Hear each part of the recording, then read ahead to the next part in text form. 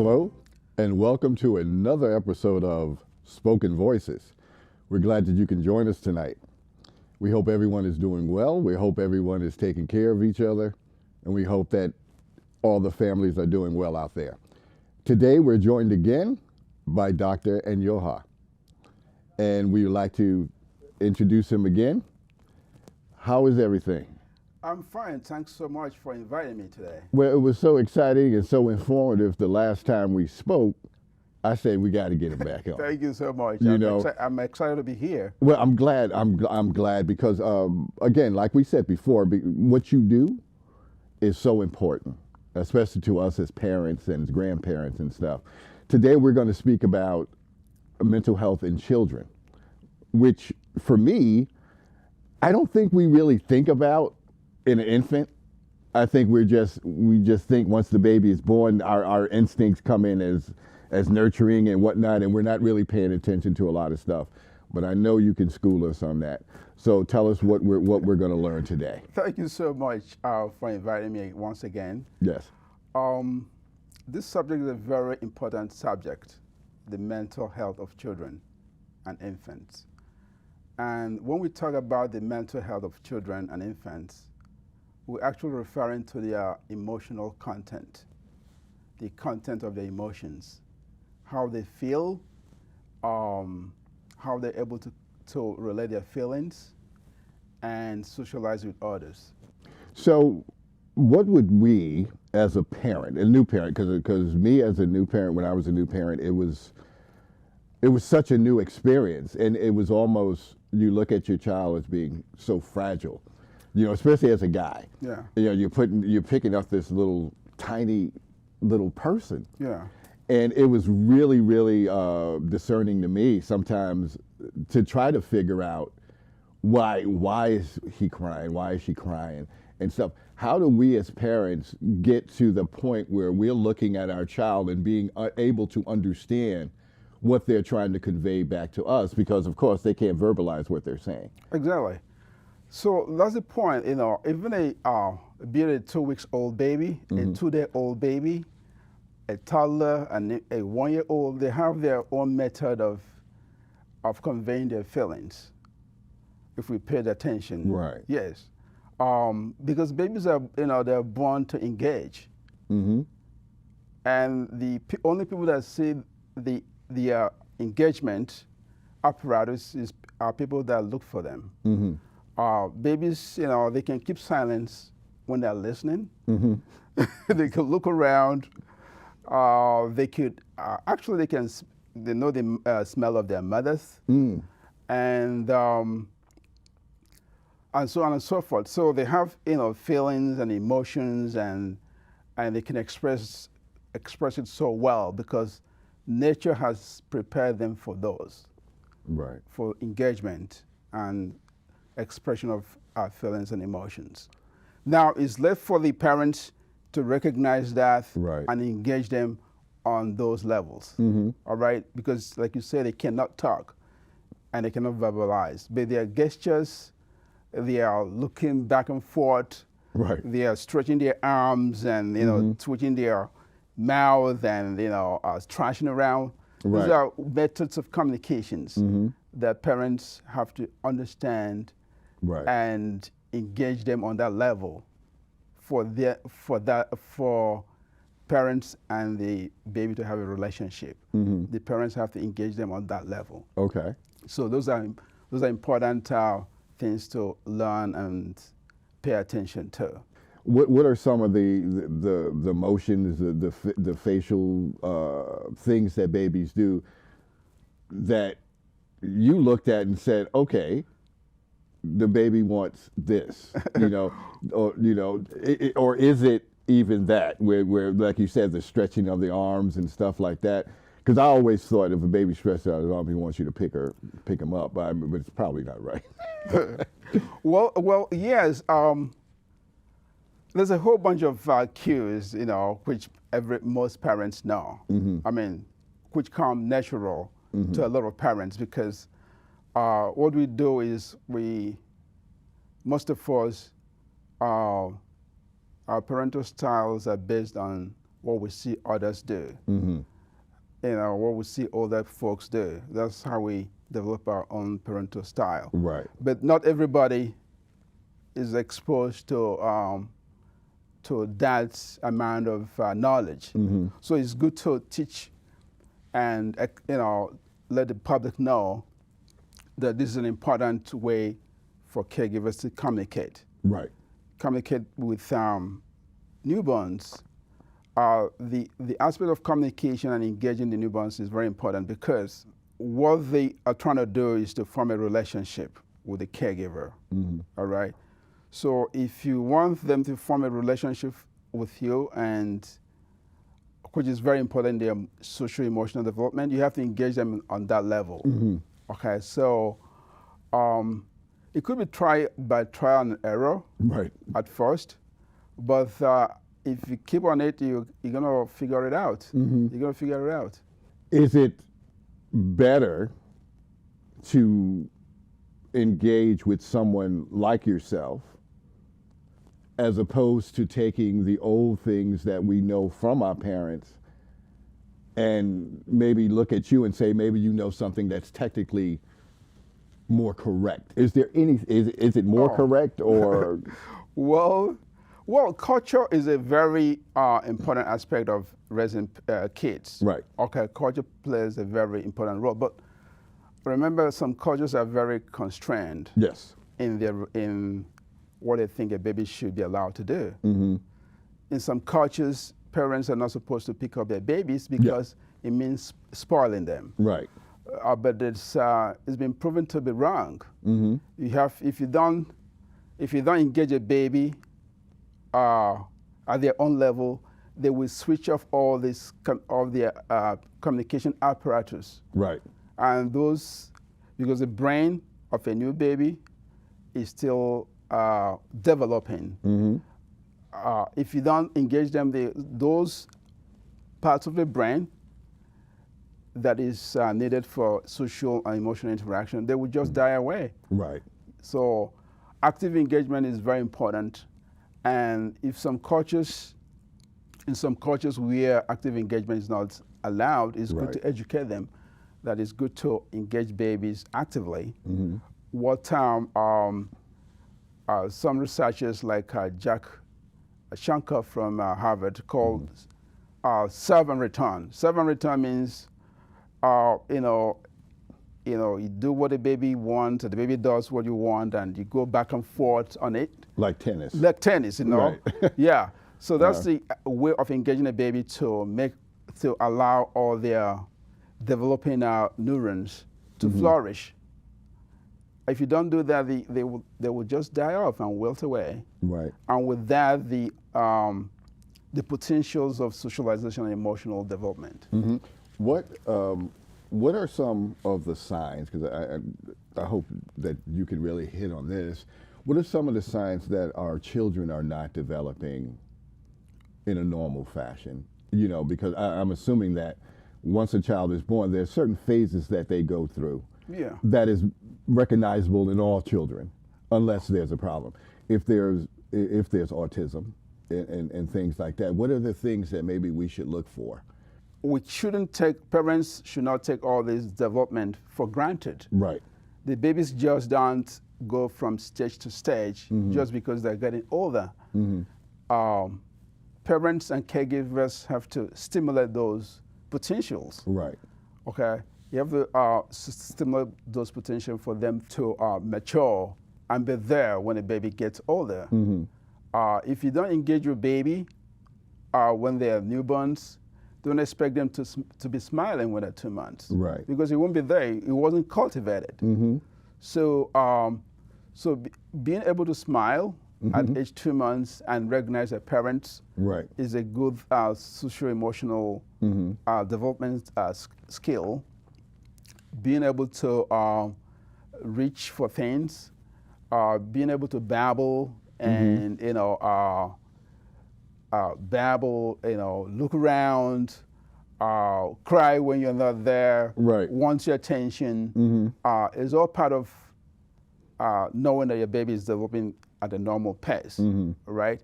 Babies Even babies at 2 months could get disturbed Right. when their parents go away. Uh-huh. For example, there's this good famous experiment where a parent was playing with a 2-month-old and suddenly pretends not to be engaged. Wow. And the 2 months was thrashing around like, Dad, what are you doing? Right, Come on, we're right. playing here. Right. So babies are able to figure out when somebody's engaged with them and when they're not engaged. And like I said before, these are very important things parents can cultivate for the babies to have good, solid social-emotional development. Right. Because a baby who has a good social-emotional development has a foundation for further learning, language acquisitions, words, use of words, and so on and so forth. So these are the basic foundations. Social-emotional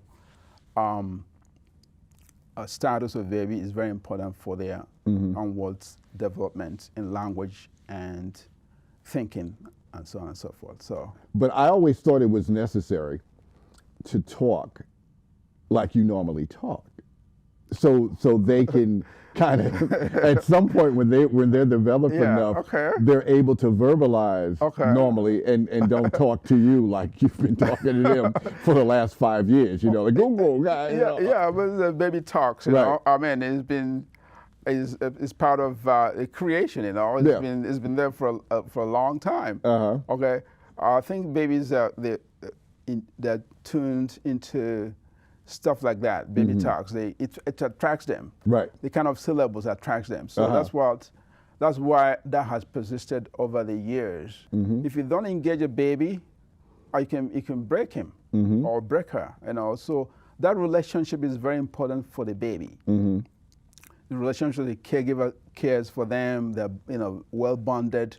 They can read off each other's feelings. All right.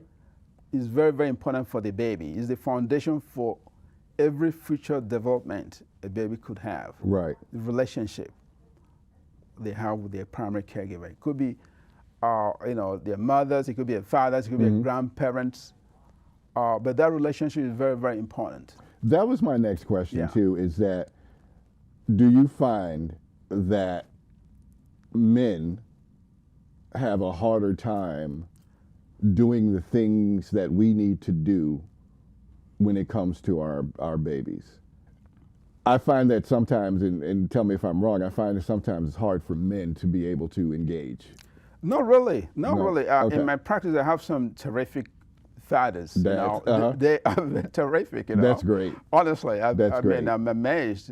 Sometimes I feel like handing them out trophies. So that's cool. Honestly, so if you give them the opportunity to do so, men will always step up. That's great. Yes, if you give them opportunity. The problem is that some of them don't have opportunities. Right. Or some don't make excuses for the men. Yeah. Get them involved. That's right. Yeah. That's right. But we make excuses for them and they want to stay away. But if you don't make excuses for them, a lot of men have found very, very engaged with relationship with their babies. Very, very engaged. And like I'm sure we're going to come to talk about this, but it makes that was the next thing I was going to ask you. Yes. What is this? Well, I like to compare the way the young plant. See the young plant there? Yep. How it kind of tilts into the sun. Going towards the sun. Yes. Yes. I like to compare that with the way a caregiver could make a baby. The positive energy of a caregiver could actually create a bond, a relationship with the baby. So, like the plant needs a source of positive energy to go to the sun. The baby needs a positive energy from mom to be able to bond and form a relationship. All right, and the illustration on this illustration here shows how a newborn brain is flourishing. It's flourishing, but in its direction. And that direction is the relationship they get from their caregiver. Right. Without that relationship, all these nerves that's flourishing, they will wither away and die. Right. So that's Well, very that makes sense, though. yeah. So I think it's a very good analogy. You know, the positive energy of the sun, Yep. how it attracts the young plant, and the mother's energy bonding with the baby. It's almost like a natural attraction. It is. It is. And you know, is a kind of bi-directional interaction that's needed here. Sometimes the caregiver offers some stimulus and the baby responds, and sometimes the baby offers some stimulus and the caregiver responds. It should be a bi-directional interaction. Right. Yeah. Is music a good stimulant for a child? You know, I have this parent I was talking to. This is a young man, actually. I was talking to him about how to calm a baby down. Right. And he brought this lullaby he got from he downloaded from internet, and he played it to me. And he said this is the way he calms the baby down by playing some music. So it's a very good medium to connect with the baby. Right. I can imagine, because there's certain music that is so soothing, even as an adult. Music that I used to hear. My aunt had a thing when I was really young. We'd go see my aunt. She would be playing a lot of classical music, Bach, Beethoven, and music like that, which at the time was annoying. But now I hear it and I remember her, you know. And it's almost like a connection. Well, I think babies bring a lot of energy, fresh energy into the family. Okay. The older kids are excited. Everybody's excited.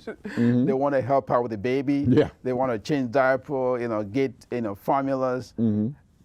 Babies energize everybody. Everybody wants to kiss the baby. Yes. Okay.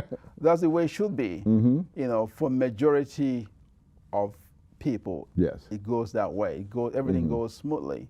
Right. But there are, you know, some people who need to hear this message. Yes. Who don't have this opportunity of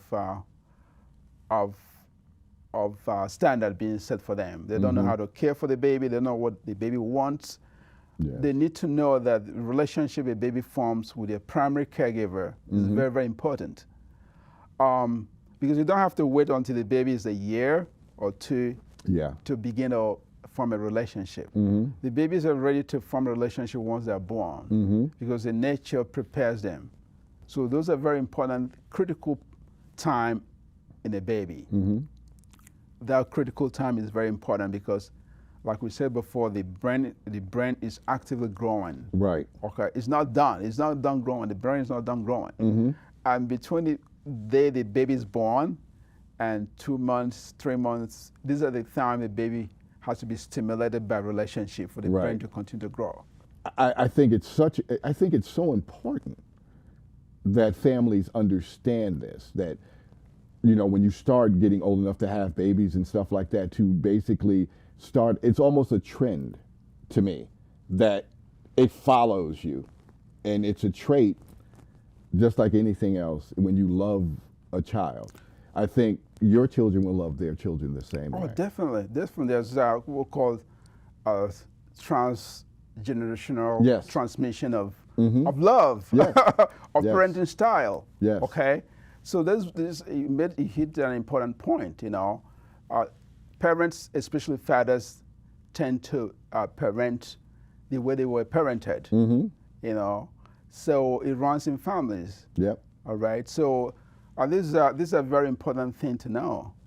It runs, and the thing is that some of us do what is natural for them. You know, like when I was already a physician when I had my babies, when our babies were born, but I wasn't conscious about raising them up. I just did what came natural to me. Right. So the knowledge is there, but it's not being shared publicly. Right. That's why it's important we talk about this, because the knowledge is there in books and literature and research, but it's not shared. It's not shared in the public. Right.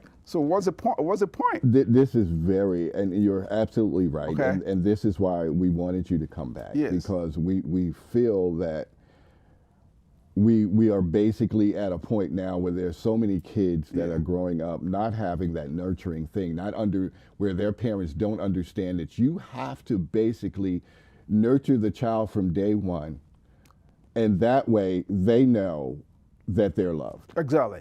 You know, and I think that once you know that you're loved and that these people love you, you try your best not to do anything to disrupt that love. You're right. You're right. Very basic. Very, very basic. And the parenting style has to go from being a subconscious thing to an active thing. Yes. It has to be actively managed. Okay. It's just like relationship with adults. You can't let it be passive. Right. It has to be an active. Of course. So relating with baby has to be an active thing. Engagement is very important. Right. You have to engage the babies actively. Parents have to find time, among all their busy schedules to engage the baby. Right. Find time to play with your baby. Find time to sing for your baby. Find time to put your baby to sleep. That's right. And make sure the baby is in a calm environment where they can get enough rest to start the next activity. Okay, be sensitive, When your baby is crying, be sensitive and recognize. Find out what's going on. This is my baby. Right. Because this baby is everything you do is coded. They code it. Right. They code it. They remember. And if they're crying and nobody comes, they stop crying. Yes. And that social emotional connection will just die away. They just learn not to cry. Right. So it's good for parents to relate, to be actively aware of these things, so they can step up. Right. You've got to come back. I want to get deeper in this. I find it to be being a parent. Okay. I find it to be so ultimately very important. And one thing I'll say before I sign off too is that it's important to our people, because I think that we need to have that understanding of how we need to look at our children and raise them to be safe within themselves also. Exactly. And comfortable about who they are. Thank you so much for coming. Thank you so much for having me. It's been a blast. I'm going to tell you to come back, because we can talk for hours about kids. Thank you. Thank you so much. That's our thing. Guys, thank you for joining us. We hope this is informative. We hope that this helps you out. And as always, I say, man makes plans, God smiles. Guys, take care of yourselves and be well. And come back to Spoken Voices.